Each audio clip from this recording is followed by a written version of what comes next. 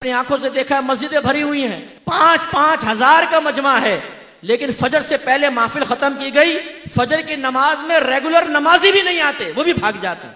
کیا فائدہ آپ کی ایسی نعت خوانیوں کا؟ کیا آپ یہ سمجھتے ہیں اس میں اللہ تعالیٰ آپ کو محبت کی نگاہوں سے دیکھے گا؟ سرکار آپ سے راضی ہوں گے؟ نہیں، ہم قابل گرفت ہوں گے۔ یہ زیادہ سے زیادہ مستحب ہے، بیٹھے بیٹھے نہ بیٹھے نعت خوانی میں، کوئی فرض یا واجب نہیں ہے، لیکن نماز پڑھنا فرض، جماعت اختیار کرنا واجب۔ حضرت عمر فاروق ہر فجر کی نماز کے بعد مقتدیوں کے بارے میں دیکھتے تھے، کون آیا کون نہیں، پوچھتے تھے۔ دیکھا تو ایک نوجوان نہیں تھا، امیر المومنین ہے، لیکن گھر پہنچ گئے، دروازہ بجایا، ماں باہر آئی، فرمایا آج آپ کا بیٹا مسجد میں نہیں آیا، خیریت تو ہے؟ انہوں نے کہا کہ حضور وہ ساری رات نوافل پڑھتا رہا ہے۔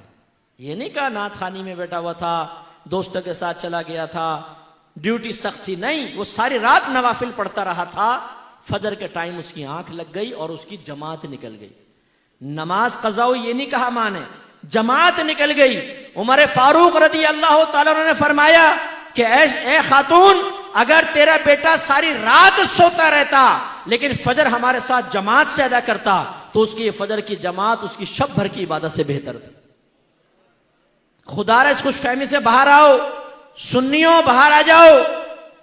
یہ ہمیں دھوکے میں مبتلا کیا گیا ہے کہ تم نبی کے نام کے نعرے لگاؤ، نعت خوانی کرو، نجات پا جاؤ گے۔ کوئی ایسے سٹینڈرڈ شریعت نے نہیں دیا، اطاعت رسول ہے۔ میں یہ نہیں کہہ رہا ہوں نعت خوانی غلط ہے، میں یہ نہیں کہہ رہا ہوں اس پہ ثواب ملے گا، یہ ثواب نہیں ملے، نو، ثواب حاصل ہوگا، ثواب نہیں ملے گا یہ میں نہیں کہہ رہا ہوں، لیکن ان سے مطمئن ہو کے سوچنا نبی کی مانو نہ مانو ہمیں جنت مل جائے گی۔ میدان معاشر میں پہنچیں گے تو فرشتے آئیں گے، حضور ٹنڈن سنی صاحب آپ یہاں کھڑے، جنت تو آپ کا انتظار کر رہی ہے، اور یہ مٹکتا ہوا جھومتا ہوا سیدھا جنت میں چلے جائے گا۔ مفتی صاحب لائن میں لگے ہوئے ہیں، یہ پپو نکل جائے گا وہاں پہ، کیونکہ ہر رات یہ نعت خوانیوں میں بیٹھا کرتا تھا۔ بھائی کل ہاتھو برہانکم ان کنتم صادقین، لائیے، اگر آپ کے پاس دلیل ہے تو پیش کر دینا، سوائے آپ کے حسن زن کے کیا ہے؟ آپ کہیں گے جی ہمارا حسن زن ہے، اللہ کرم فرمائے گا۔ آپ کے حسن زن کی طرح تو کافر بھی حسن زن رکھتا ہے، ہندو بھی کہتا ہے بھی میرا حسن زن ہے، میری بتوں کی عبادت سے اللہ تعالیٰ میرے نجات دے گا، کرسچن بھی یہ کہتا ہے عیسیٰ علیہ السلام کو میں اللہ کا بیٹا مانتا ہوں، اللہ مجھے نجات دے گا۔ حسن زن پر فیصلہ نہیں ہوتا، ورنہ تو ہر ایک حق کہلائے، دلیل پر فیصلہ ہوتا ہے۔ آپ مجھے دلیل دیجئے کہ آپ نماز نہ پڑھیں، آپ جھوٹ بولیں، آپ غیبتیں کریں، آپ لڑکیوں کے پیچھے بھاگیں، آپ فحاشی کریں، آپ گندی گالیاں بکیں، آپ ہیروئن پئیں، آپ سگریٹیں پئیں، آپ نشہ کریں، آپ ماں باپ کی آنکھوں میں آنکھیں ڈال کر بدتمیزیاں کر کے ان کو ان کی کمزوریوں کا احساس دلائیں، اور صرف نعت خوانی میں بیٹھے آپ کو نجات مل جائے گی۔ لائیے دلیل، اس پہ پیش کیجئے۔ میں یہ بیٹھا ہوں، لاؤ دلیل لے کر آؤ یہاں پر کہ آپ کا جلوس نکالنا آپ کو نجات دے دے گا، لائٹنگ کرنا آپ کو نجات دے دے گا۔ غلط!